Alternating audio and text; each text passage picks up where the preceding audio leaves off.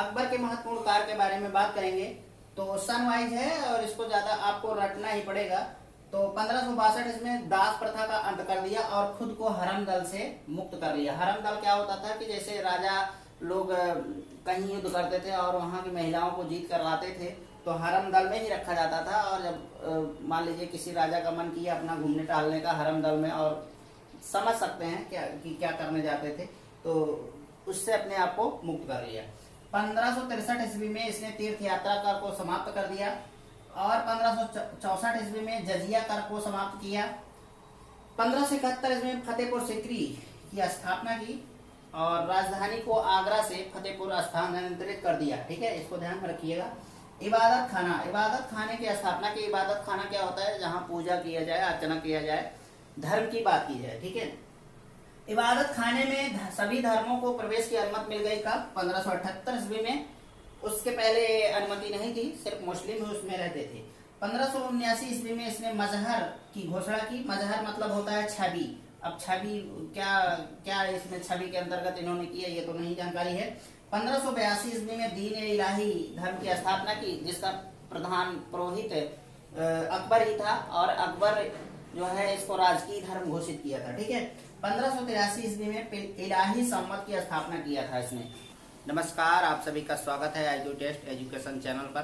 दोस्तों, अकबर के बारे में हम लोग पढ़ रहे हैं और पहला पार्ट चैनल पर डाला जा चुका है। ये दूसरा पार्ट है और अंतिम भाग है इसका। तो आज हम बात करेंगे अकबर के नवरत्नों के बारे में।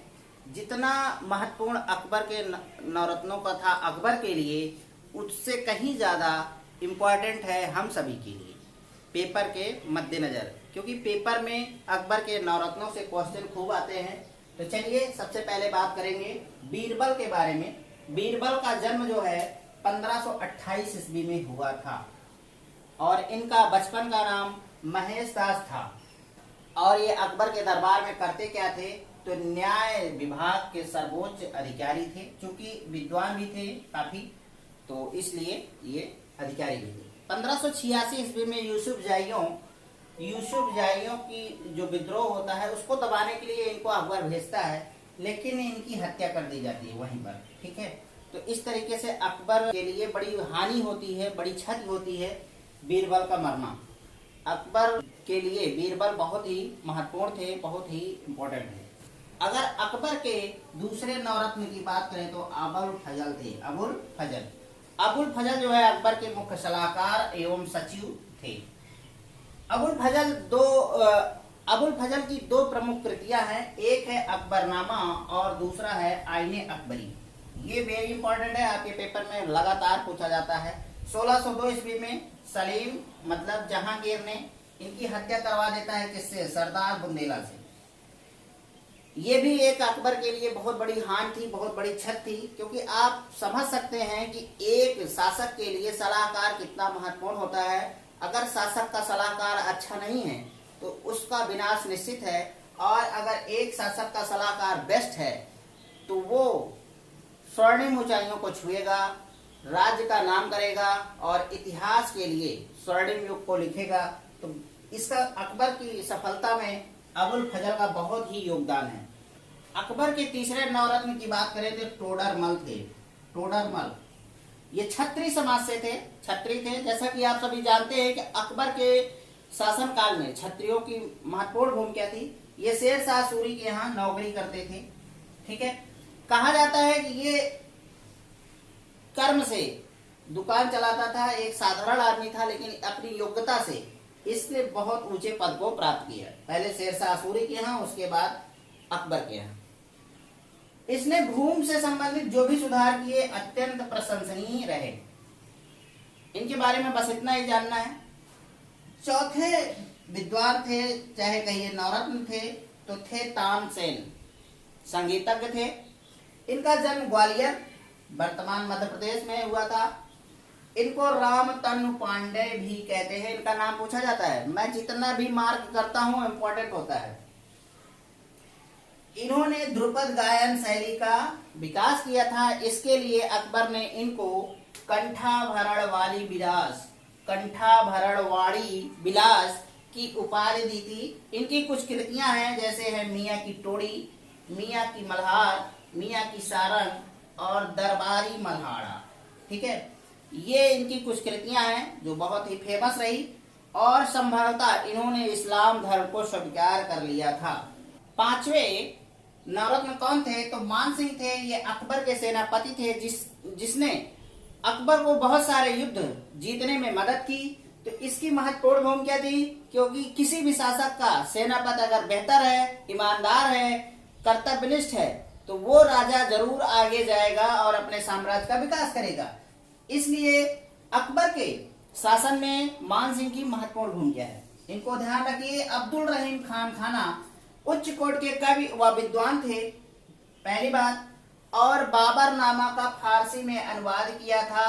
तो दोस्तों, अभी थोड़ी देर पहले मैंने बताया था कि बाबर नामा की रचना किसने की थी। तो आपको अगर आता है तो कमेंट करिए बिना वीडियो को पीछे किए हुए। और ये जहांगीर का गुरु था। जहांगीर किसका लड़का था? तो अकबर का था। इसका नाम सलीम भी था। ठीक है। मुल्ला दो प्याजा। मुल्ला दो प्याजा की बात की जाए तो खाने में जो है ये दो प्याज जरूर रखते थे, इसलिए इनका नाम मुल्ला दो प्याजा पड़ गया।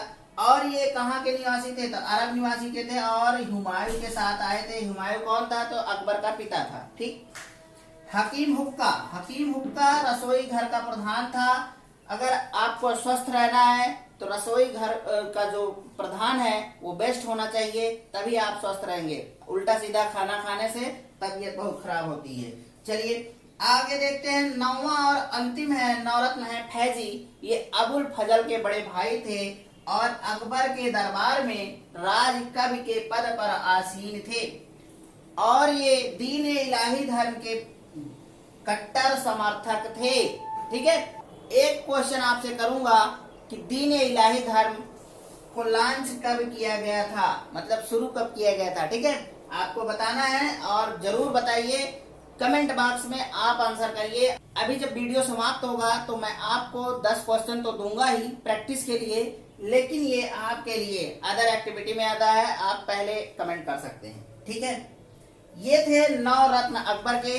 अब कुछ चीजें ऐसी हैं कि जो पढ़ाते समय छूट गया है, मुझे भी ध्यान नहीं रहता है, कहीं कहीं नोट्स बनाने में दिक्कत हो जाती है, तो वो जो है जो चीज छूटा है वो आपको अभी फैक्ट के रूप में दे रहा हूँ, उसके बाद वीडियो समाप्त हो जाएगा। तो दोस्तों कुछ प्रमुख तथ्य हैं जो पढ़ाते समय छूट गए हैं, तो चलिए उस पर देख लेते हैं क्या है।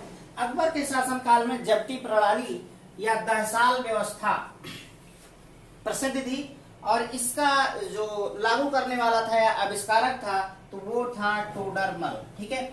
इस प्रणाली में भूमि पैमाइश को क्या करते थे, पहले भूमि को नापा जाता था और जो पैदावार होती थी उसी हिसाब से कर लगाया जाता था।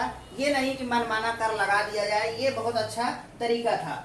ये बहुत खास बात है, टोडरमल की ये एक विशेषता थी, इसीलिए जो भूमि पैमाइश के बारे में बात हुई है, अत्यंत प्रशंसनीय काम इन्होंने किया था। अगर अकबर के दरबार में प्रसिद्ध चित्रकार की बात की जाए तो अब्दुल समद थे, दशावंत थे और बसावन जी थे। ठीक है। प्रसिद्ध संगीतकार कौन कौन थे? तो बैजू बावरा थे, बाज बहादुर थे, बाबा रामदास जी थे और तानसेन जी तो थे ही, उसमें कोई बात ही नहीं है। अकबर शासन प्रणाली की प्रमुख विशेषता मनसबदारी प्रथा थी। ठीक है, इसी पर आधारित था। अकबर की मृत्यु जो है 1605 ईस्वी में हुई थी। इसे आगरा में सिकंदरा के निकट दफनाया गया था। और बात करें कि अकबर की मृत्यु कैसे हो गई थी, तो इनको अतिसार हो गया था। अतिसार मतलब ये होता है कि पेट की खराबी की वजह से बार बार लैट्रिन आना, तो ये दिक्कत हो गई थी इन्हें, तो बाद में उसी से कमजोर हो गए और ये गए मर। अकबर के प्रमुख स्थापत्य कला की बात की जाए, अगर पूछा जाए, कहा जाए कि अकबर ने क्या क्या निर्माण कराया, तो कुछ चीजें हैं जो बहुत महत्वपूर्ण है, उसके बारे में जान लेना जरूरी है। हाँ, ये बात है कि मैं एक वीडियो मुगल काल के लिए पूर्ण वीडियो ले आऊंगा अलग से, जब सब पूरा मुगल काल समाप्त हो जाएगा तो अलग से ले आऊंगा स्थापत्य कला के बारे में, तो वहां आपको डिटेल में बताऊंगा कहाँ क्या स्थापित है, किसने बनवाया था। तो उसके लिए आप निश्चिंत रहिए, अभी बस सरसरी निगाह से हमें देखना है। दिल्ली में हुमायूं का मकबरा इन्होंने बनवाया, आगरा का किला बनवाया, फिर फतेहपुर सीकरी में जो है शाही महल बनवाया, फिर दीवाने खास बनवाया, पंचमहल, बुलंद दरवाजा, जोधाबाई का महल, इबादत खाना, इलाहाबाद का किला, आगरा का किला, लाहौर का किला, ये सब इन्हीं का बनवाया हुआ था। ठीक है। अकबर जो है नक्कारा या नगाड़ा बजाता था, ये इनको बजाना पसंद था। और मुगलों की राजकीय भाषा फारसी थी। ये वेरी इंपॉर्टेंट है दोस्तों, ये जितना भी बताया गया सब वेरी इंपॉर्टेंट है, इसको हल्के मत लीजिए। आप इसका नोट्स जरूर बनाइए, एक पतली सी कॉपी रखिए 40-50 रुपए की, और उस पे आप इसको लिखते जाइए। आप जब पेपर देने जाने लगे तो उससे पहले आप एक बार सरसरी निगाह से अगर इसका रिवीजन कर लेते हैं तो 100% है कि आप बेटर करके आएंगे। तो दोस्तों इस तरीके से ये वीडियो हो गया समाप्त, और अब हम आपको देंगे अभ्यास के लिए 10 प्रश्न, जो अगर आपको आता है तो कमेंट में जरूर करिए। इससे आपकी कॉन्फिडेंस बढ़ेगा और आप पेपर देने लायक होंगे। इसको हल्के मत लिया करिए कि अरे ये तो 10 क्वेश्चन क्या है, कुछ नहीं, बहुत कुछ है। इसको आप सॉल्व करिए और आंसर करिए। ठीक है। तो ये 10 क्वेश्चन हैं, आपके परीक्षा की दृष्टि से बहुत ही इंपॉर्टेंट हैं। आपकी मर्जी, आप करना चाहते हैं कि नहीं करना चाहते हैं, इसका आंसर कमेंट बॉक्स में करना चाहते हैं कि नहीं करना चाहते हैं। मेरा काम है देना, आपकी फुल तैयारी कराना, बाकी आपकी इच्छा। चलिए देखते हैं, पानीपत का द्वितीय युद्ध कब और किसके मध्य हुआ था। ठीक। दूसरा है, हेमू की हार का एकमात्र दुर्घटना थी एवं अकबर की विजय एक दैवीय संयोग, किसका कथन है। वेरी इंपॉर्टेंट है। अकबर का संरक्षक कौन था। अकबर ने दास प्रथा पर पूर्णतः रोक कब लगाई। अकबर ने दीन ए इलाही धर्म की स्थापना कब की। अकबर ने जगत गुरु की उपाधि किसे दी थी। अकबर के नवरत्नों में शामिल हकीम हुकाम किस विभाग का प्रमुख था। और 8वां क्वेश्चन है, अकबर के दरबार में राम तनु पांडे के नाम से किसे जाना जाता था। 9वां क्वेश्चन है, अकबर के दरबार में रहने वाले किसी एक प्रसिद्ध चित्रकार का नाम बताइए। और अंतिम क्वेश्चन है, अकबर की मृत्यु कब और किस बीमारी के कारण हुआ था। तो दोस्तों ये 10 क्वेश्चन हैं, आप लोग इसका आंसर जरूर करिए, मैं आपका वेट करूंगा।